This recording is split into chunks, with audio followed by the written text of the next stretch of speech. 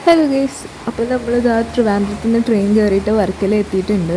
വർക്കലയിൽ നിന്ന് നമ്മൾ സ്റ്റേഷനിൽ ഇറങ്ങിയിട്ട് അവിടെ അടുത്ത് തന്നെ ടാക്സി സെൻറ്റേഴ്സൊക്കെ ഉണ്ടായി. അപ്പോൾ ഓട്ടോക്കാരും ടാക്സി നമ്മൾ റേറ്റൊക്കെ ചോദിച്ച് ബാർഗെയിൻ ചെയ്ത് ലാസ്റ്റ് ഒരു ഓട്ടോ പിടിച്ച് നമ്മൾ നേരെ നമ്മുടെ പ്ലാൻ എന്ന് പറഞ്ഞു കഴിഞ്ഞാൽ ജഡായുപ്പാറയായിരുന്നു. അങ്ങോട്ടേക്ക് നല്ല ഡിസ്റ്റൻസ് ഉണ്ട്. അപ്പോൾ നമ്മൾ പോണ വഴി തന്നെയാണ് ബ്രേക്ക്ഫാസ്റ്റ് കഴിച്ചത്.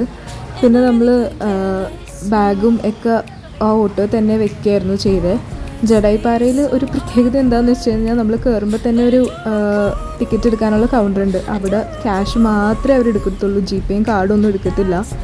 അപ്പോൾ നമ്മളുടെയിലാണെങ്കിൽ ഫുള്ള് ജി പേ ആയിരുന്നല്ലോ, നമ്മൾ കുറച്ച് ക്യാഷ് കയ്യിൽ വെച്ചിട്ടുണ്ടായിരുന്നുള്ളൂ. നമ്മളെല്ലാം നുള്ളി പെറുക്കി അവിടെ നിന്ന് എൻട്രൻസ് ടിക്കറ്റ് എടുത്തു.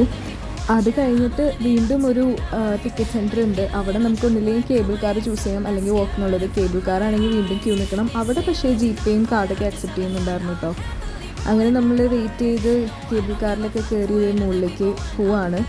വ്യൂ ഒക്കെ നൈസാണ് കേട്ടോ കാണാൻ. പക്ഷെ നമ്മൾ പോണ സമയം നല്ല നട്ടു ഉച്ചയാണ്.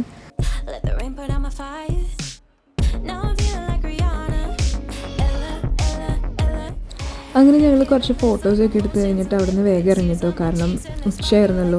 പിന്നെ നമ്മൾ നേരെ റൂമിലേക്ക് പോയി. ഞങ്ങൾ ആര്യവില്ല ഹെറിറ്റേജ് എന്ന് പറഞ്ഞിട്ട് ബീച്ചിൻ്റെ അടുത്ത് തന്നെയുള്ള ഒരു റൂമാണ് കേട്ടോ ബുക്ക് ചെയ്തിട്ടുണ്ടായിരുന്നത്. ഓൺലൈൻ ത്രൂ ആണ് ബുക്ക് ചെയ്തിട്ടുണ്ടായിരുന്നത്. അടിപൊളി സ്ഥലമാണ് കേട്ടോ അത്. പിന്നെ അവിടെയുള്ള ഊഞ്ഞാലാണിത്. അതുമ്പോൾ ഞാൻ കുറച്ച് ആടി കളിച്ചു. അങ്ങനെ ഞങ്ങൾ ഒന്ന് സെറ്റിലായിട്ട് ജസ്റ്റ് ബീച്ചിലേക്ക് വേഗം ഇറങ്ങി. ആ ഇറങ്ങാനുള്ള വെപ്രാളത്തിൽ ഡ്രസ്സൊന്നും ചേഞ്ച് ചെയ്യാതെ അങ്ങനെ പോയതാണ്. അപ്പോൾ നമ്മൾ ഫുള്ള് നനഞ്ഞിട്ടുണ്ടായി. ഞങ്ങളിവിടെ ഈ ഉള്ള സമയത്തായിരുന്നു കേട്ടോ അന്ന് വർക്കലയിൽ ഫ്ലോട്ടിംഗ് ബ്രിഡ്ജ് പൊട്ടിയിട്ട് കുറേ പേര് ഹോസ്പിറ്റലായി എന്നുള്ള കേസൊക്കെ വന്നിട്ടുണ്ടായിരുന്നില്ലേ. അത് നമ്മളവിടെ ചെന്നപ്പോൾ ഫ്ലോട്ടിംഗ് ബ്രിഡ്ജിൻ്റെ അവിടെ ഭയങ്കര തിരക്ക് കാണുന്നുണ്ടായി. അപ്പോൾ ഞങ്ങൾ തിരക്ക് കയറണ്ടെന്ന് പറഞ്ഞിട്ട് ഇങ്ങനെ പോകുന്നതാണ്. പക്ഷെ ഇങ്ങനൊരു സംഭവം അവിടെ നടന്നത് നമ്മൾ അറിഞ്ഞിട്ടുണ്ടായിരുന്നില്ല.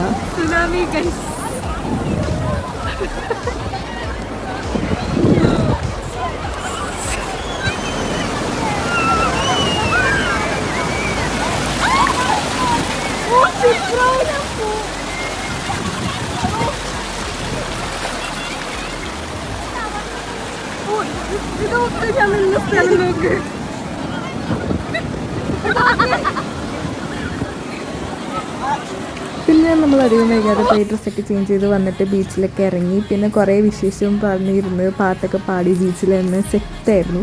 പിന്നെ നമ്മൾ കുളിച്ച് ഫ്രഷായിട്ട് നൈറ്റ് ലൈഫ് എൻജോയ് ചെയ്യാനായിട്ട് പോയായിരുന്നു. അപ്പോൾ ഇത്രയേ ഉള്ളൂ ഡേ 2.